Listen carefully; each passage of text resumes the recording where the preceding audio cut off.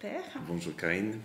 Alors le week-end dernier, enfin tout récent, a été très riche en événements diocésains. Est-ce que vous pouvez nous en dire un petit peu plus?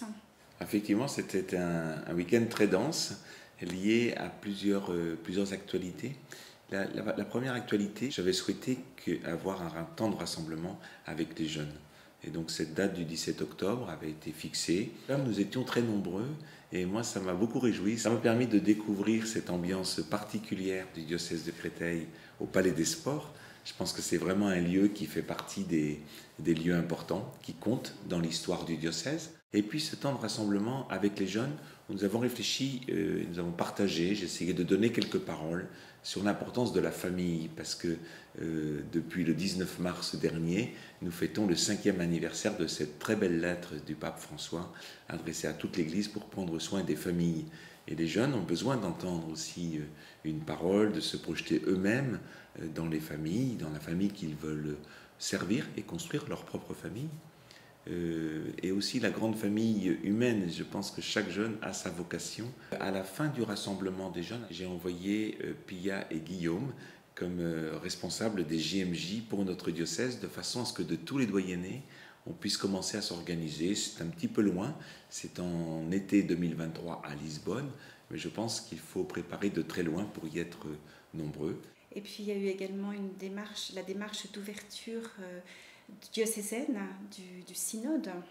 Et alors, est-ce que vous pouvez nous en dire un petit peu plus? L'invitation du pape François actuelle, c'est celle sur laquelle vous m'interrogez, qui est effectivement d'ouvrir une phase diocésaine dans la grande consultation que le pape a lancée donc le 10 octobre dernier pour toute l'Église universelle sur la synodalité.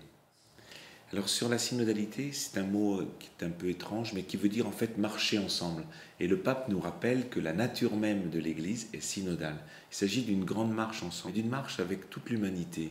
Et c'est une belle mission que celle de l'Église.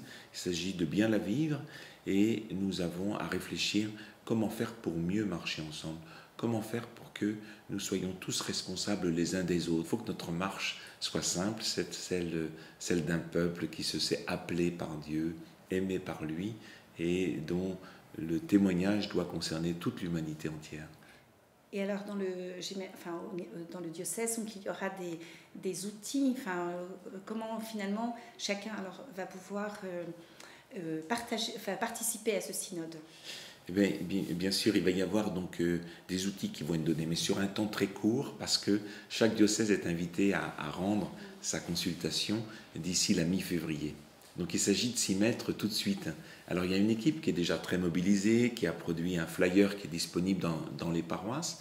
Des éléments sans doute seront donnés sur le site du diocèse pour pouvoir prendre la parole, mais vraiment que chacun se sente concerné. Et c'est le moment de dire quelque chose sur la façon de faire de l'Église. Comment se conduit-elle? Comment pourrait-elle mieux porter sa mission?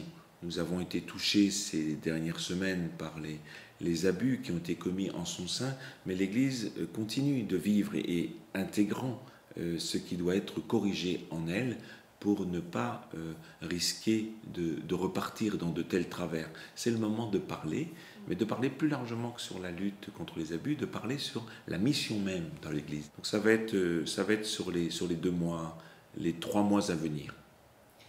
Et alors, donc, vous avez eu l'occasion la semaine dernière de rencontrer un certain nombre de chefs d'établissement. Vous avez passé quelques jours en session avec eux à Annecy. Et il y a eu également un temps important également pour l'enseignement catholique dans le diocèse, me semble-t-il. Toujours ce week-end. Toujours ce week-end. Donc effectivement, nous nous arrêtons un peu longuement sur ce week-end des 16-17 octobre, puisque ce samedi 16 après-midi, il y avait le centenaire d'Albert Demain, qui est vraiment une institution dans notre diocèse. C'était une très belle fête avec beaucoup de joie. 3 jours de la semaine, je l'ai passé dans un séminaire organisé par la direction diocésaine de l'enseignement catholique, avec tous les chefs d'établissement du diocèse. Nous étions à Annecy à réfléchir sur le projet diocésain de l'enseignement catholique. Et c'était pour moi une très belle occasion de rencontrer tous les chefs d'établissement, de pouvoir nous encourager les uns les autres, et puis peut-être de réfléchir ensemble à ce qu'est l'éducation.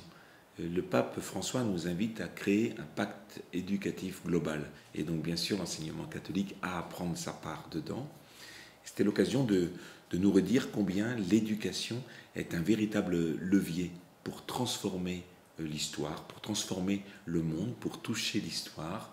Et nous nous sommes dit que dans chaque acte éducatif, chaque engagement éducatif, il y a un véritable acte d'espérance. Je pense que ça va générer un beau projet diocésain pour l'enseignement catholique, que peut-être je promulguerai dans un an. Au cours de tous ces temps que vous venez de nous évoquer, vous avez partagé, vous avez parlé de la réception du rapport de la SIAZ. Oui, je pense que ce que nous avons appris le 5 octobre, on ne peut pas l'oublier, on ne peut pas le laisser de côté. Et il s'agit de prendre en compte qu'est-ce qui a fait que les personnes victimes n'ont pas pu parler, ayant subi de telles agressions, aussi improbables au sein de l'Église. Comment se fait-il qu'elles n'ont pas pu parler? Il faut qu'on comprenne qu'est-ce qui en nous a servi une sorte de chape de silence qui a permis de couvrir ces crimes, ces agressions. Il faut qu'on comprenne, qu'on débusque cela. Et ce n'est pas un travail de quelques jours, c'est un travail qui va nous engager pour des années. Alors bien sûr, j'entends que les fidèles, beaucoup de fidèles me disent, et puis la société en général disent, alors qu'est-ce que vous faites? Eh bien, la première chose à faire, c'est vraiment de lire ce rapport avec attention, de nous laisser toucher par le témoignage des personnes qui ont osé parler, et puis de prendre les recommandations de la SIAZ très au sérieux. Alors, certains voudraient qu'on les prenne tout de suite. C'est impossible, parce qu'il y a des réformes de fond qui sont dedans. Mais certaines recommandations peuvent être déjà mises en pratique tout de suite. Par exemple, il y en avait une que nous avions déjà travaillée depuis le mois de mars, qui est de créer un numéro national pour que des personnes puissent appeler et parler en étant absolument assurées de l'impartialité et de la qualité de l'écoute, et que ça puisse être relayé. Ce numéro va bientôt être diffusé. Il y a d'autres mesures qui aussi pourront se décider rapidement. Mais les mesures les plus importantes, je pense, sont celles qui vont toucher les réformes nécessaires au sein de l'Église.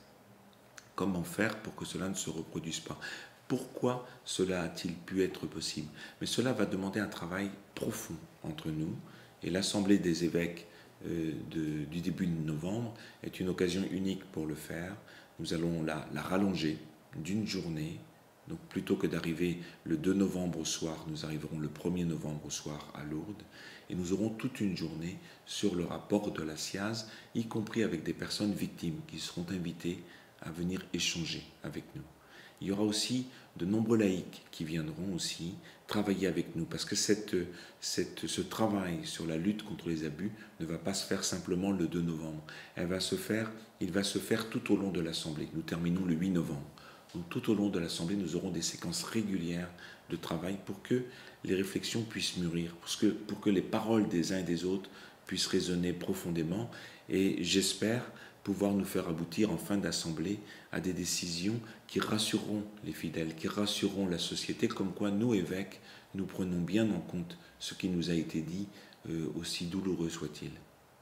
Merci Père.